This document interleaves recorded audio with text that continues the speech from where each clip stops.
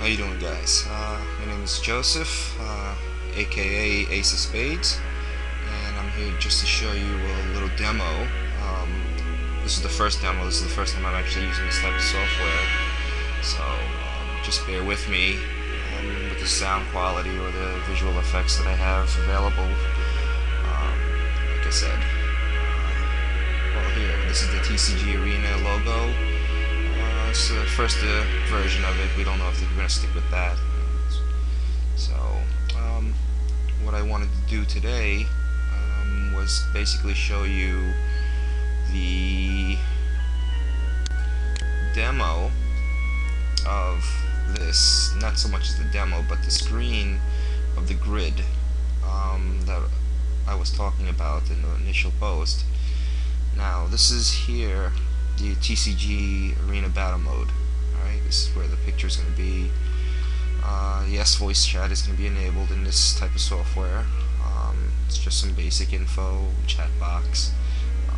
Chat box is really for if you've seen in other TCG engines, basic commands being typed out by the computer or the program itself. Since voice chat is going to be in this program, so you won't be really using this, but you can do it. Now, right here, this is the grid, as you're familiar with in most other TCG game engines. They don't have a grid, and it's usually just blank, and ours is going to have that as well.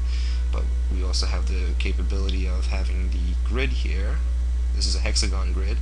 There's going to be triangular grids, square grids, just and customizable grids to whatever they like. Now, don't worry so much about the colors over here with the red, white, and blue, and the gray here. This is just a demonstration, just to show you a little bit easier with the colors and all. Now, this would be the commander zone, hero zone, or whatever you want to call it. These dark gray zones are where the mana, or whatever we're going to call it later on, that's going to be going there. So these wouldn't be used for the creatures or so. This is this creature. This is the commander, that is.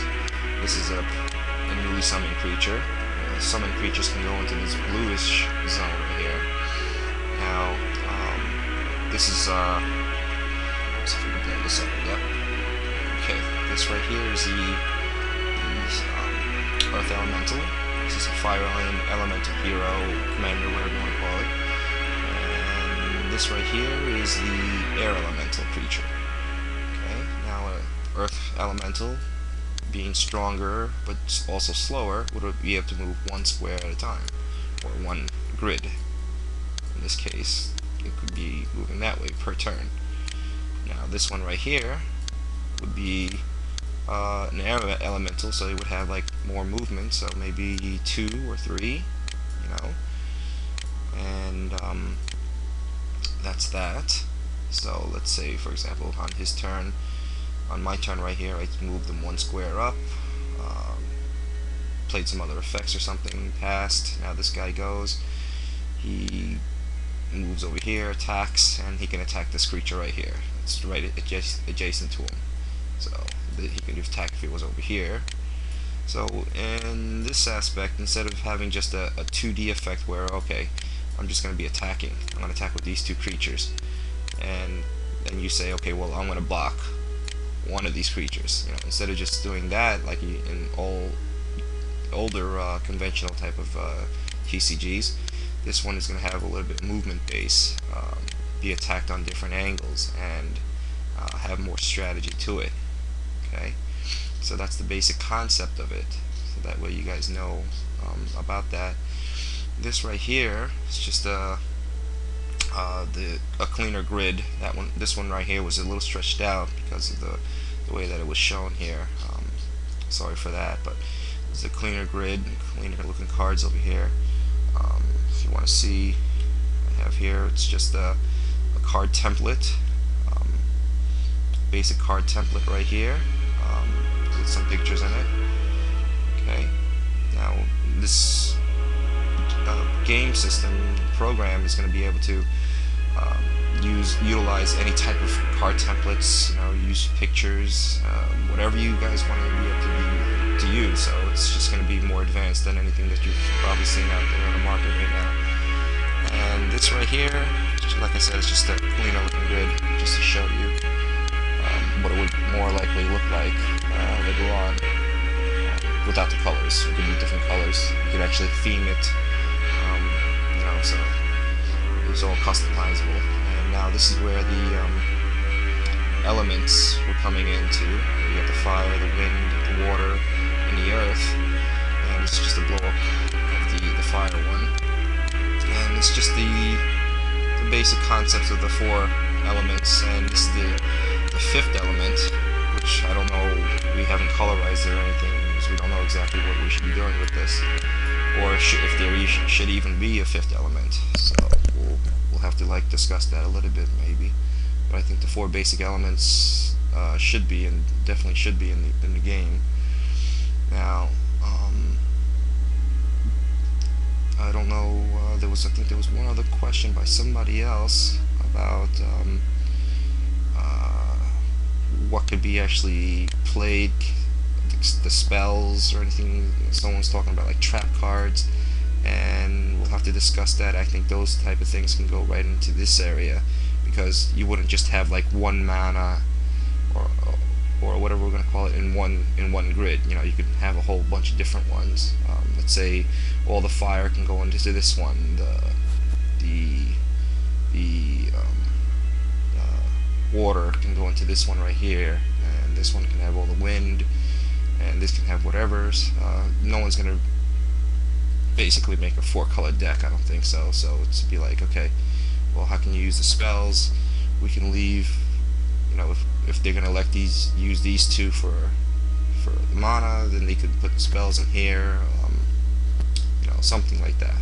I don't know exactly, but the basic concept of the movement and attacking and summoning, I just wanted to show you. But there's going to be like other aspects where, okay, if this was a summoner and he was here, but now anything around him, he can summon something that's around him.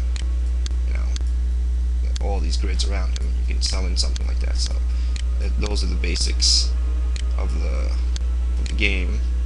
And then we just have to get into some other things later on.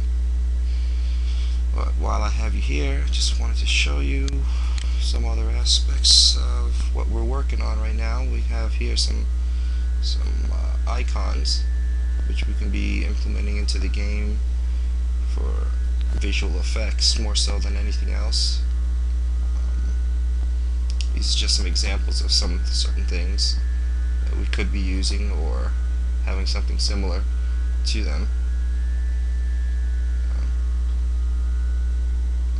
Oh, and also this, just to let you know, because I know some people were asking, we're going to be having sound effects, customizable. You can change them around. Also have music.